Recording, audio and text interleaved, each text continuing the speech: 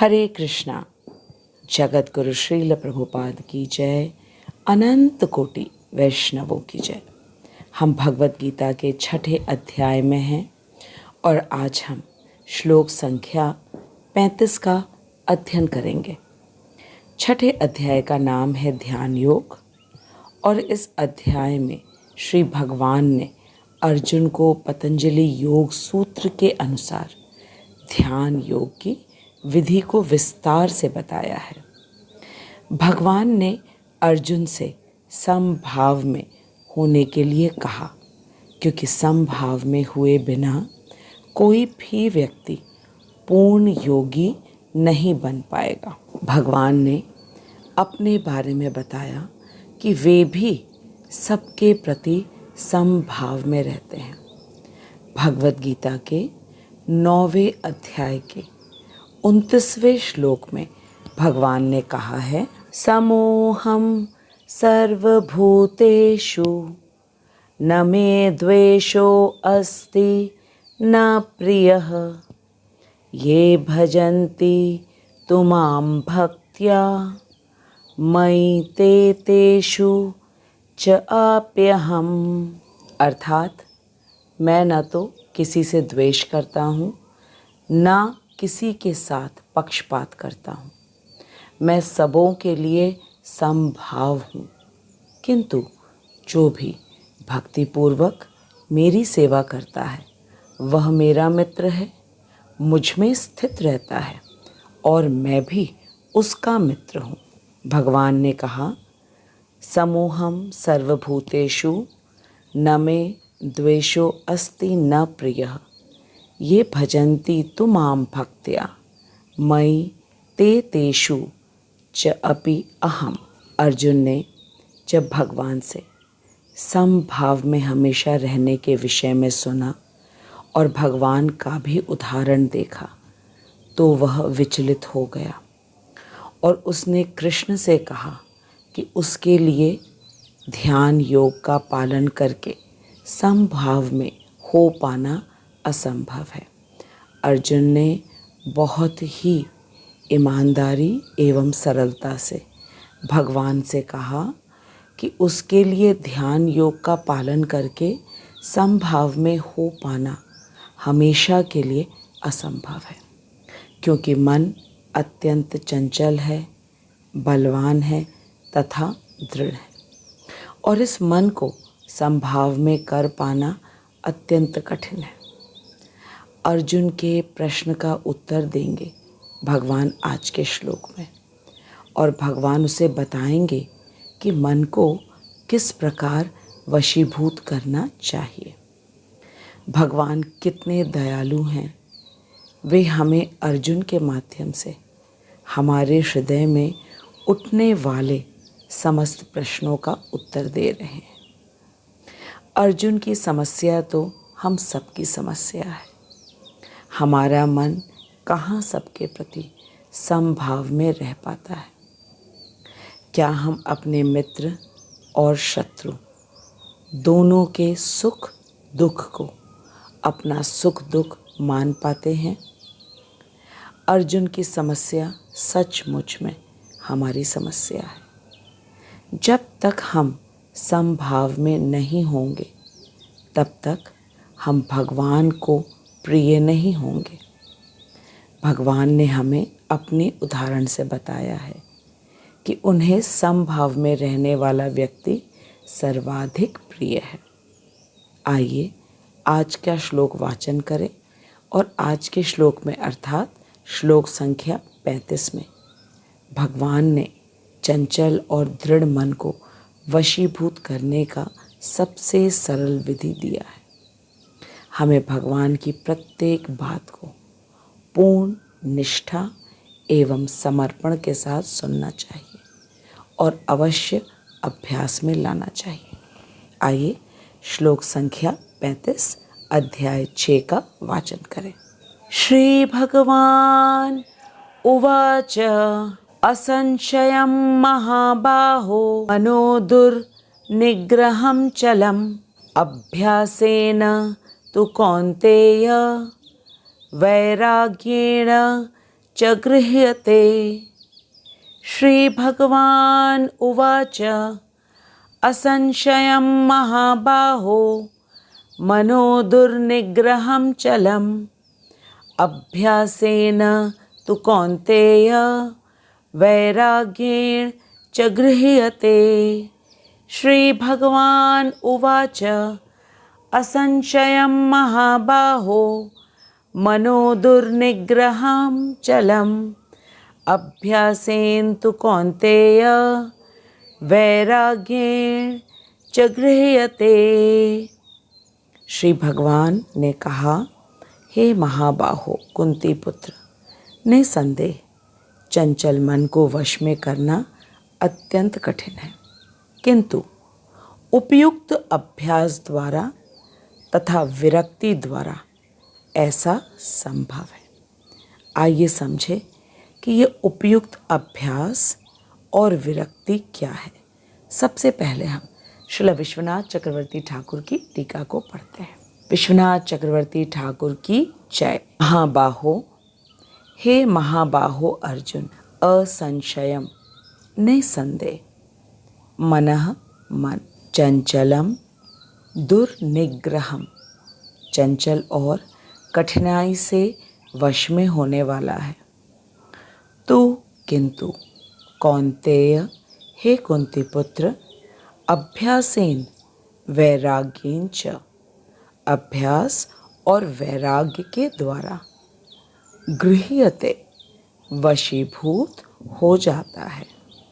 श्री भगवान ने कहा, हे महाबाहो अर्जुन, निसंदेह मन चंचल और कठिनाई से वश में होने वाला है, किंतु हे कुंती पुत्र, अभ्यास और वैराग्य के द्वारा यह वश में हो जाता है।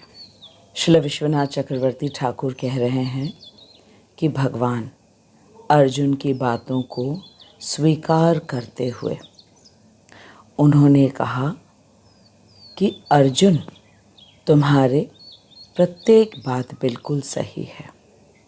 अर्जुन की बातों को स्वीकार करते हुए श्री भगवान उनके संशय का समाधान कर रहे हैं। भगवान ने कहा, निसंदेह अर्जुन, तुमने जो कहा है कि मन अत्यंत बलवान है, चंचल है और इसको निग्रह करना बहुत कठिन है, तो बात ठीक है। और अर्जुन की बात को स्वीकार करते हुए अब श्री भगवान उनके संशय का समाधान कर रहे हैं। भगवान ने कहा, तुमने जो कहा है वह निश्चित रूप से सत्य ही है।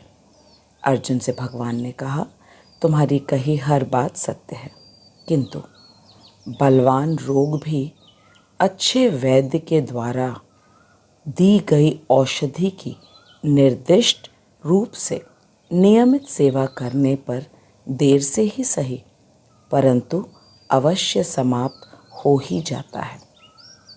ठीक उसी प्रकार दुर्निग्रह मन को भी सद्गुरु के उपदेश अनुसार नियमित अभ्यास द्वारा बार बार परमेश्वर के ध्यान योग के अनुशीलन और वैराग्य द्वारा वशीभूत किया जा सकता है।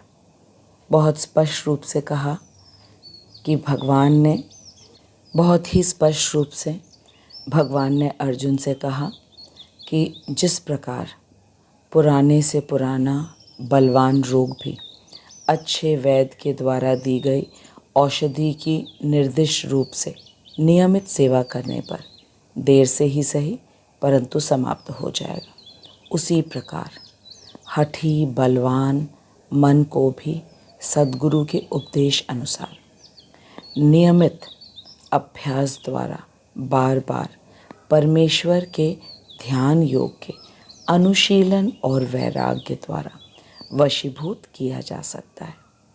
हमें यहाँ पे दो शब्द याद रखना है, अभ्यास और वैराग्य। यही करके निश्चित रूप से मन नियंत्रण में आ जाएगा। विश्वनाथ चक्रवर्ती ठाकुर कह रहे हैं, पातंजल सूत्र के 12वें सूत्र में भी पातंजलि ऋषि ने कहा है, अभ्यास वैराग्याभ्याम तान्निरोधः, अर्थात अभ्यास और वैराग्य द्वारा चित्त वृत्ति का निरोध हो सकता है। हे महाबाहो, युद्ध में तुमने महावीरों को भी पराजित किया है। भगवान अर्जुन से कह रहे हैं कि हे महाबाहो, युद्ध में तुमने महावीरों को पराजित किया है। यहाँ तक कि पिनाक पाणी शिव जी को भी प्रसन्न किया है। परंतु इससे क्या होता है?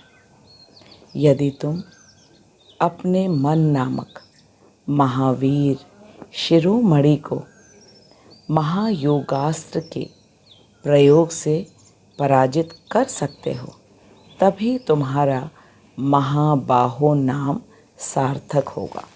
भगवान ने अर्जुन से कहा कि तुमने भले ही पिनाक पाणी शिव जी को प्रसन्न करके पशुपतास्त्र पा लिया है, लेकिन यदि तुम मन नामक महावीर शिरोमणि को महायोगी अस्त्र के प्रयोग से पराजित नहीं कर सके, तो तुम किस प्रकार महाबाहो हो?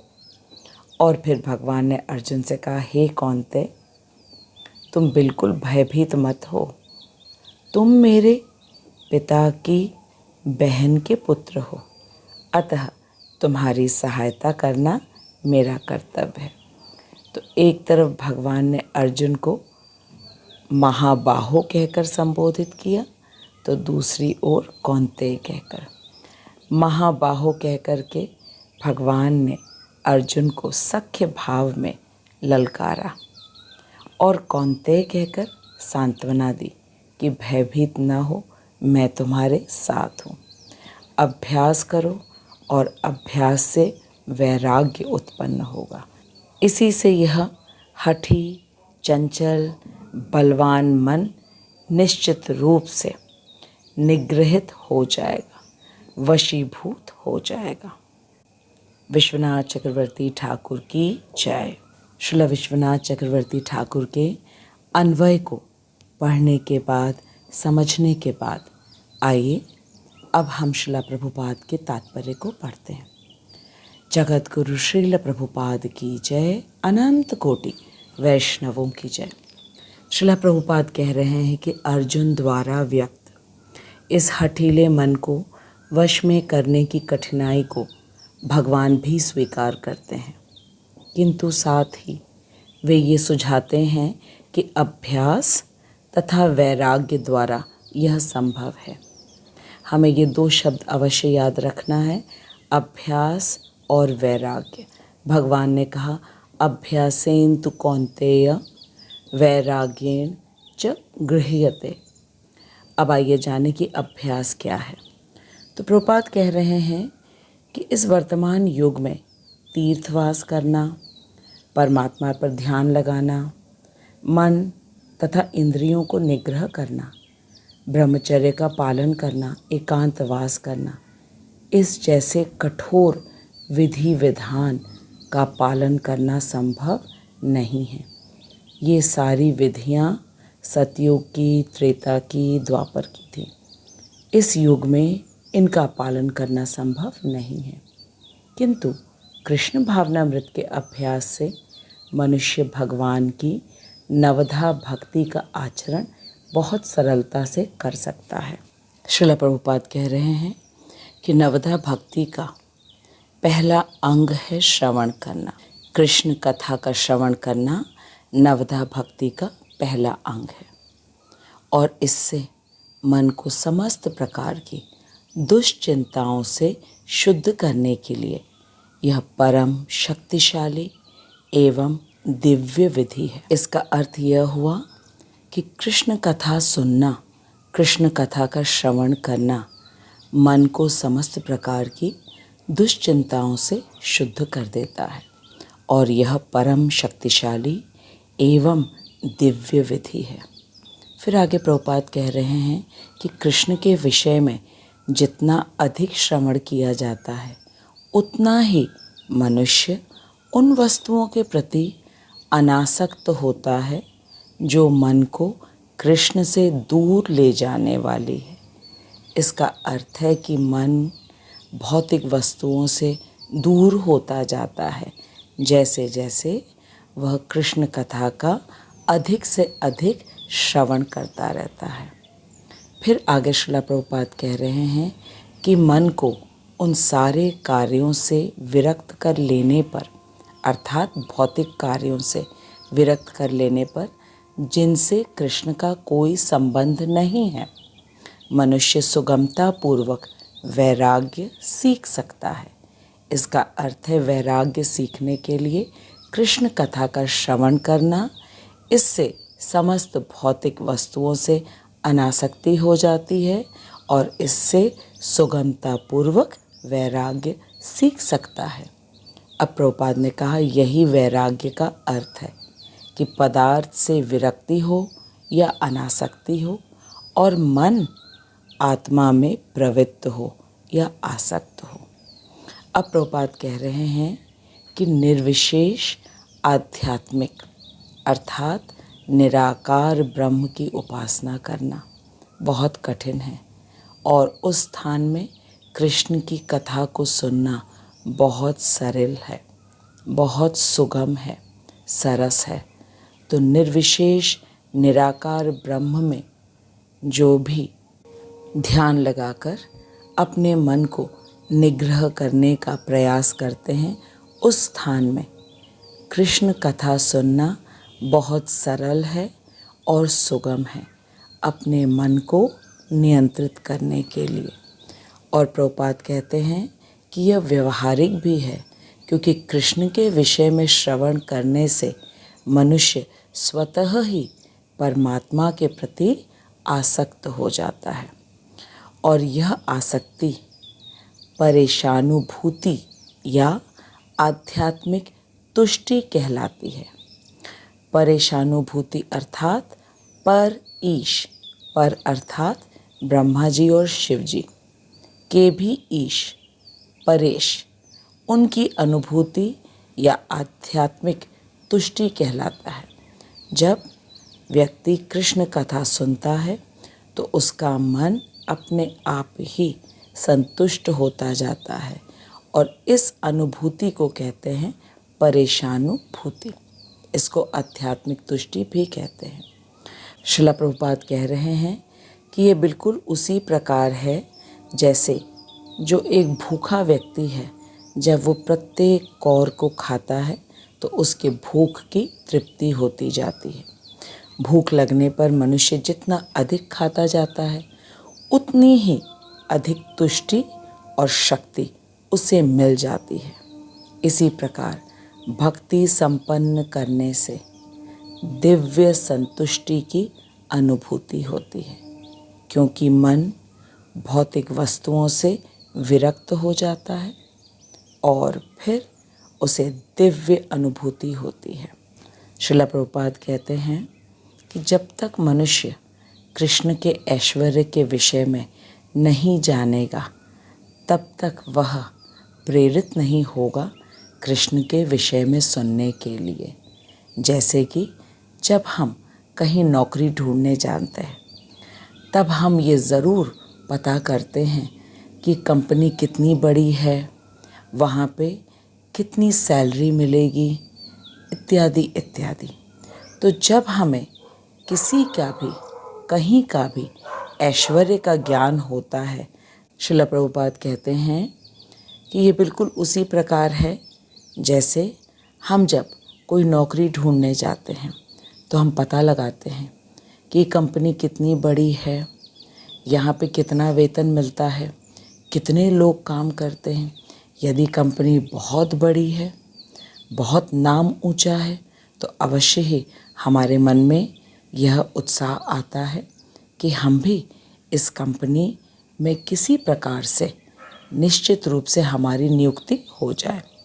ठीक उसी प्रकार से मनुष्य तब तक कृष्ण के विषय में सुनने की आग्रह नहीं करता जब तक उसे कृष्ण के ऐश्वर्य का ज्ञान न हो। इसीलिए भगवान ने अध्याय 10 में श्लोक संख्या 8 और 9 में अपने ऐश्वर्य के विषय में बताया। भगवान कहते हैं, अहम सर्वस्य प्रभवो मत्तः सर्वं प्रवर्तते इति मत्वा भजन्ते माम बुधा भाव समन्विताः। मैं समस्त आध्यात्मिक तथा भौतिक जगतों का कारण हूँ। प्रत्येक वस्तु मुझ ही से उद्भूत है। जो बुद्धिमान या भली भांति जानते हैं वे मेरी प्रेमा भक्ति में लगते हैं तथा हृदय से पूरी तरह मेरी पूजा में तत्पर होते हैं। फिर भगवान ने कहा, मच्चित्ता मद प्राणा बोधयन्तः परस्परम कथयन्तश्च माम नित्यम तुष्यन्ति च रमन्ति च। अर्थात भगवान ने कहा, मेरे शुद्ध भक्तों के विचार मुझ में ही वास करते हैं। उनके जीवन मेरी सेवा में अर्पित रहते हैं और वे एक दूसरे को ज्ञान प्रदान करते तथा मेरे विषय में बातें करते हुए परम संतोष तथा आनंद का अनुभव करते हैं। भगवान अपने शुद्ध भक्तों के विषय में बता रहे हैं कि उनके शुद्ध भक्त हमेशा भगवान के विषय में ज्ञान लेते और एक दूसरे को ज्ञान प्रदान करते। इस प्रकार वे परम संतोष तथा आनंद का अनुभव करते हैं। श्रील प्रभुपाद कहते हैं, भगवान के इस ऐश्वर्य को जानने के बाद अवश्य ही प्रत्येक बुद्धिमान व्यक्ति कृष्ण कथा का श्रवण करेगा, कृष्ण कीर्तन करेगा, जिससे उसका मन नियंत्रित हो जाए और वह निश्चित रूप से भगवत भक्ति कर सके, भगवत सेवा कर सके, जो कि इस मनुष्य जीवन का एकमात्र परम लक्ष्य है। और यह लक्ष्य तब तक नहीं हो सकता, इस लक्ष्य की प्राप्ति तब तक नहीं हो सकती जब तक चंचल मन वशीभूत ना हो जाए। अब आइए हम और सरल एवं व्यवहारिक उदाहरण से समझते हैं कि इस चंचल एवं बलशाली मन का निग्रह किस प्रकार किया जा सकता है। अर्जुन ने जब भगवान से कहा कि यह मन अत्यंत चंचल है और इसको नियंत्रण में करना असंभव है, तो भगवान ने अर्जुन की बात का समर्थन किया और कहा कि अर्जुन, निश्चित रूप से मन बहुत बलशाली है, लेकिन भगवान ने अर्जुन से कहा कि मन से श्रेष्ठ और सूक्ष्म बुद्धि है, तो उस श्रेष्ठ बुद्धि से मन को नियंत्रित करो। इसके उत्तर में अर्जुन ने कहा कि मन बहुत दृढ़ है। इस बात को समझाने के लिए सुई का उदाहरण दिया गया। सुई अवश्य ही श्रेष्ठ और सूक्ष्म है, लेकिन वह लोहे की चादर को भेद नहीं सकती। इस बात को एक और उदाहरण से समझते हैं। सरकार में बहुत बड़े बड़े अधिकारियों की नियुक्ति होती है, जो कि बहुत ज्ञानी होते हैं और श्रेष्ठ होते हैं, लेकिन फिर भी आतंकवादी कहीं न कहीं से हमला करने में सफल हो जाते हैं। घरों में, दुकानों में, बैंकों में सीसीटीवी कैमरा हर जगह लगने के बावजूद भी चोरियां हो जाती हैं। इससे ये स्पष्ट हुआ कि कभी कभी श्रेष्ठ अधिकारी भी हार जाता है। इसी तरह बुद्धि, जो कि श्रेष्ठ और सूक्ष्म है, लेकिन मन को निग्रह करने में असफल हो जाता है। अब आज के श्लोक में भगवान ने अर्जुन को मन को नियंत्रित करने की विधि को बताया। अर्जुन को लगा कि कहीं भगवान उसे फिर से पतंजलि योग सूत्र के विषय में बताएंगे, जिसके विषय में अर्जुन ने पहले ही मना कर दिया था कि वह बिल्कुल भी नहीं कर पाएगा। लेकिन भगवान ने अर्जुन को कहा, अभ्यासेन तु कौन्तेय वैराग्येण च गृह्यते। भगवान ने अर्जुन से कहा, हे महाबाहो, तुम अभ्यास करो, क्योंकि अभ्यास करने से मुश्किल चीज़ भी सरल हो जाती है। यहाँ हमारे लिए ध्यान देने वाली बात है कि भगवान ने अर्जुन को महाबाहो कहकर क्यों संबोधित किया। तो इसका कारण ये है कि अर्जुन पिनाक पाणी शिव जी को उसने संतुष्ट किया है और शिव जी को संतुष्ट करके प्रसन्न करके पशुपतास प्राप्त किया है। इसीलिए भगवान अर्जुन को मित्रतावश कह रहे हैं, हे अर्जुन, तुम तो महाबाहो हो, लेकिन तुम यदि अपने आप को महाबाहो कहते हो तो तुम्हें अपने मन पर नियंत्रण करना चाहिए। तुम्हें तो इस महावीर शिरोमणि मन को महायोगास्त्र प्रयोग करके इसे पराजित करना चाहिए, तभी तुम्हारा महाबाहो नाम सिद्ध हो सकेगा। हमारे आचार्यगण बताते रहे हैं कि महायोग अर्थात कृष्ण के साथ योग, और यह संभव हो सकता है भक्ति योग की विधि में बताए गए 9 विधियों के द्वारा। और उन 9 विधियों में प्रथम 3 विधियां हैं जो कि श्रवण, कीर्तन और स्मरण है। और इन 3 विधियों में से भी सबसे पहली विधि है श्रवण, और यह विधि सबसे महत्वपूर्ण है। श्रीला प्रभुपाद हमें बता रहे हैं कि यदि कोई कृष्ण कथा का श्रवण मात्र करता है तो उसका मन क्रमशः भौतिक विषयों से अपने आप ही अनासक्त हो जाएगा। प्रभुपाद कहते हैं कि मन की चंचलता का प्रमुख कारण है मन का भौतिक विषयों में आसक्त होना। भौतिक विषयों में आसक्ति का अर्थ है इस संसार की वस्तुओं और व्यक्तियों से आनंद पाने की प्रवृत्ति, यही भौतिक विषय आसक्ति। श्रीला प्रभुपाद हमसे कह रहे हैं कि इसी कारण मन चंचल रहता है और कभी भी काबू में नहीं होता, क्योंकि मन भौतिक विषयों में आसक्त है। प्रभुपाद कह रहे हैं कि यदि कोई अपने मन को नियंत्रित करना चाहता है तो उसे विषयी लोगों का साथ छोड़ देना चाहिए और भगवान के भक्तों का संग करना चाहिए। विषयी लोग भगवान के पवित्र नाम का जप नहीं करते, वे भगवान को भोग अर्पण नहीं करते तथा सिनेमा घरों में जाना, मॉल में जाना, खूब इंद्रिय तृप्ति करना, यही सब विषयी लोगों के लक्षण होते हैं। और उसी स्थान पर एक भक्त भगवान के पवित्र नाम का नाम जप करता है, भगवान को भोग लगाए बिना कभी भी कोई चीज़ ग्रहण नहीं करता, सिनेमा घर में नहीं जाता और अनावश्यक इंद्रिय तृप्ति के साधनों की ओर कभी भी आकर्षित नहीं होता। यहाँ हमें ये स्पष्ट रूप से विषय तथा भगवान के भक्त के लक्षण पता चले। विषयी व्यक्ति नाम जप नहीं करते, भगवान का प्रसाद ग्रहण नहीं करते और इंद्र तृप्ति के साधनों में लगे रहते, और भगवान के भक्त बिल्कुल इनके विपरीत होते। यहाँ हमें स्पष्ट रूप से पता चल गया कि भगवान के भक्त तथा विषयी व्यक्ति कैसे होते हैं। श्रीला प्रभुपाद कहते हैं कि जैसा संग होगा वैसा ही रंग। मन को नियंत्रित करने के लिए भक्तों के साथ भगवान की कथा तथा कीर्तन का श्रवण करना परम आवश्यक है। हम यहाँ मन को नियंत्रित करने के उपाय को जान रहे हैं, जो कि बहुत चंचल, बलवान, दृढ़ एवं हठ।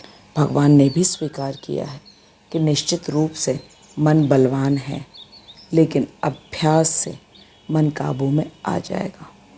और वह अभ्यास है भगवान की कथा का। जब निरंतर अभ्यास किया जाएगा भगवान की कथा का श्रवण करने का, तथा प्रामाणिक कथा होनी चाहिए और भगवान के शुद्ध भक्त से सुनना चाहिए, तब अवश्य ही मन काबू में आ जाएगा।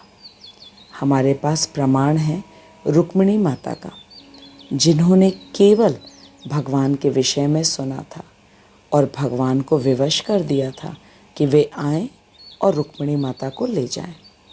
भगवान तथा भगवान के नाम, कथा, इनमें कोई अंतर नहीं है। सब में समान शक्ति होती है जो कि मन को अपनी ओर आकर्षित कर लेती है। अब हमने अभ्यास को अच्छी तरह समझ लिया। अभ्यास अर्थात भगवान ने कहा कि कृष्ण कथा सुनना, कृष्ण कीर्तन सुनना, यह सबसे सरल अभ्यास है और इसको करके हमारा मन चंचल नहीं रहता। अब आइए समझते हैं कि वैराग्य क्या है। तो प्रभुपाद बहुत सरल शब्दों में हमें बताते हैं कि भौतिक संसार से विरक्ति वैराग्य है। जैसे जैसे कृष्ण कथा का श्रवण करते हैं वैसे वैसे अपने आप को भौतिक जगत से वैराग्य होता हम देखेंगे। ये बिल्कुल उसी प्रकार है जैसे कि एक कुशल चिकित्सक अच्छी औषधि देता है और बीमार व्यक्ति औषधि का नियमित और लंबे समय तक सेवन करके और साथ ही चिकित्सक द्वारा बताया गया भोजन लेकर वह अवश्य ही रोग मुक्त हो जाता है। हमारे लिए सबसे अच्छे चिकित्सक हैं श्रील प्रभुपाद और सबसे अच्छी औषधि है कृष्ण कथा और साथ में कृष्ण प्रसाद।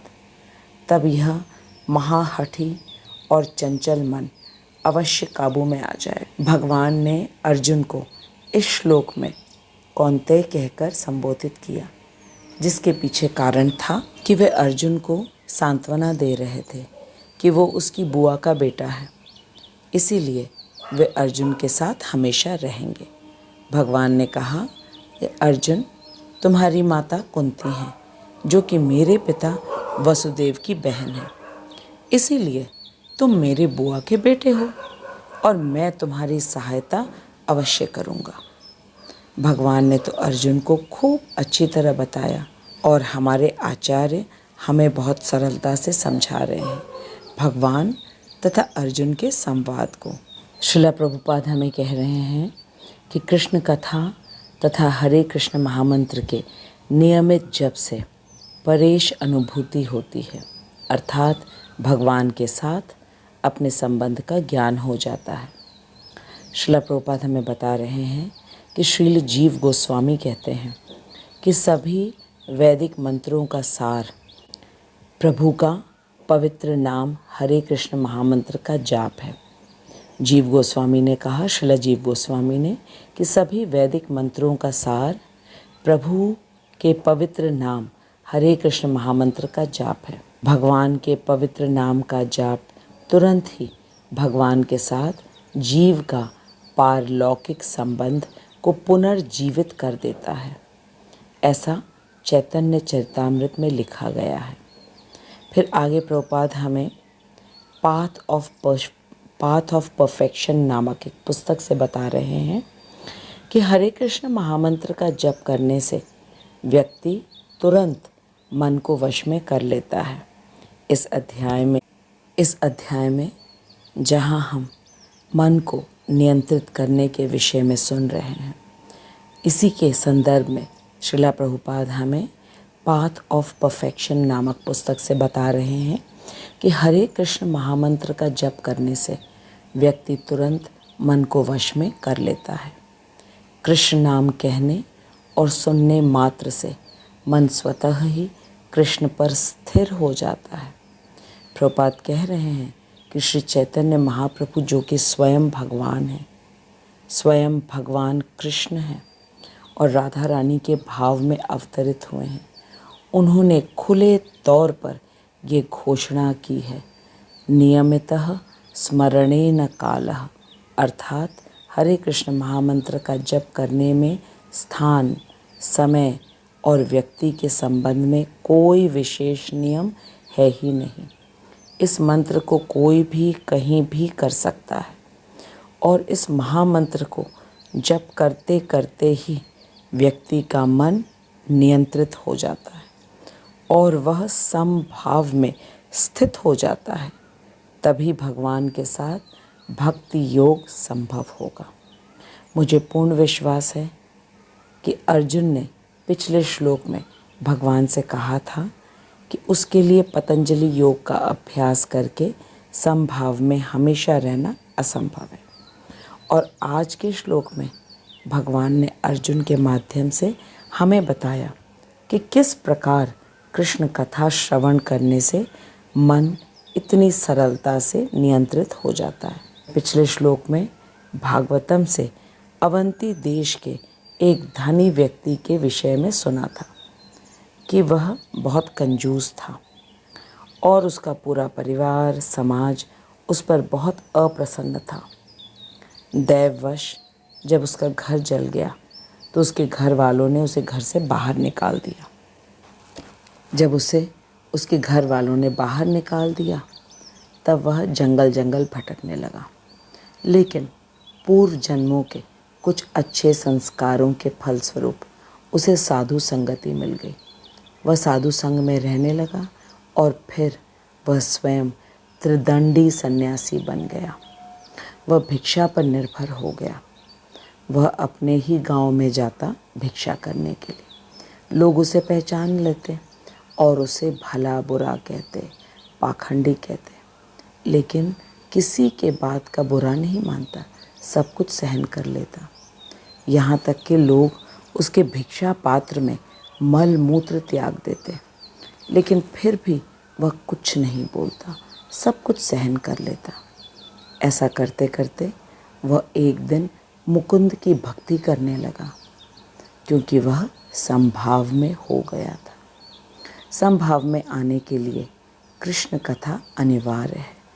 कृष्ण कथा से भौतिक जगत से अनासक्ति निश्चित रूप से हो जाती है। यही अभ्यास और वैराग्य भगवान ने हमें सिखाया है अर्जुन के माध्यम से।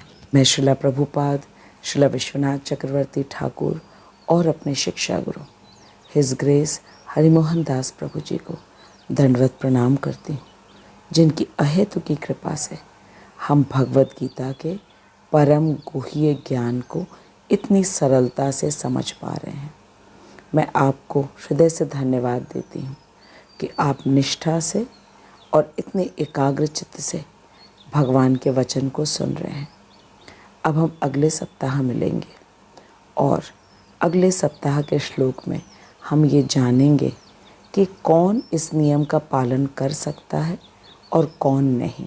भगवान ने जो अभ्यास करने के लिए कहा और वैराग्य करने के लिए, इसका पालन कौन कर सकता है और कौन नहीं कर सकता है।